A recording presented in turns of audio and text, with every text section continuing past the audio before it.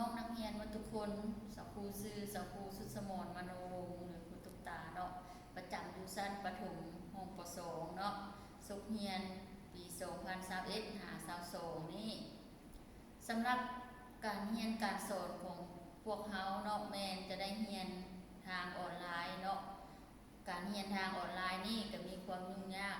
แก่น้องๆทุกคนเนาะแต่ก็ขอให้เมื่อทุกคนตั้งอกตั้งใจเรียนนำสาวครูเนาะมื้อนี้สาวครูจะพาพวกหลานมาเรียนวิชาภาษาลาวเนาะจะเป็นภาคฮัดแต้งเนาะทวนคืนโตฮัดแต้งหั่นเป็นจังได๋พวกเฮาไปเรียนพร้อมกันเลย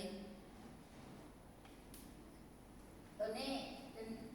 มื้อนี้แม่วันพุธที่1เดือนกันยายนปี2021เนาะวิชาภาษาลาวฮัดแต้งข้อที่1จงเอาคำศัพท์ในวงเล็บมาตื่มใส่บอนวางให้ถูกต้องเนาะเช่นว่ารถที่ตัดลิงหางนกนักเรียนปิ้งป่าเนาะตัวนี้แม่นคำศัพท์อยู่ในวงเล็บให้พวกหลานมาตื่มใส่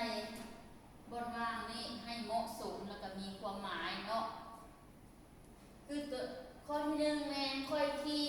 พวกหลานว่าขี่หยังไปโรงเรียนเนาะข้อที่2ค่อยพวกหลานจะเอาคำใดมาตื่มใส่เนาะเจี้ยเป็นรูปดอกไม้ค่อยเห็นหยังอยู่ในป่าค่อยเห็นหยังอยู่ถึงต้นไม้ค่อยเป็นหยังเป็นประจำห้องป .2 ค่อยกินข้าวกับหยังคำใดที่เหมาะสมแล้วให้พวกหลานมาตื่มใส่เนาะสมมุติจะให้ตัวอย่างอยู่1ตัวอย่างเนาะสมมุติว่าข้อที่1นี่ค่อยขี่รถถีบได้บ่เนาะหรือว่าคำใดที่พวกหลานว่าเหมาะสมเนาะคำที่เหมาะสมที่สุดก็คือขี่รถถีบเนาะขี่รถถีบ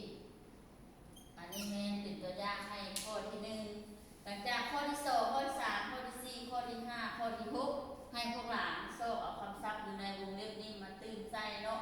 ถ้าว่าตัวใดพวกหลานตื่มใส่แล้วเพื่อบ่ให้พวกหลานสับสนเนาะพวกหลานจะขีดไว้ก็ได้ว่าตัวที่ตื่มใส่แล้วเนาะสำหรับข้อที่1แต่ละคนเข้าใจบ่ถ้าว่าตัวใดบ่เข้าใจเนาะก็ให้ถามสกูตื่มข้อที่1นี่แล้ววันนี้มาเบิ่งข้อที่2เนาะข้อที่2แม่จงเอาคำศัพท์มาตื่มใส่รูปภาพเนาะคำศัพท์อยู่ในวงเล็บนี้ก็มีรถที่ทาง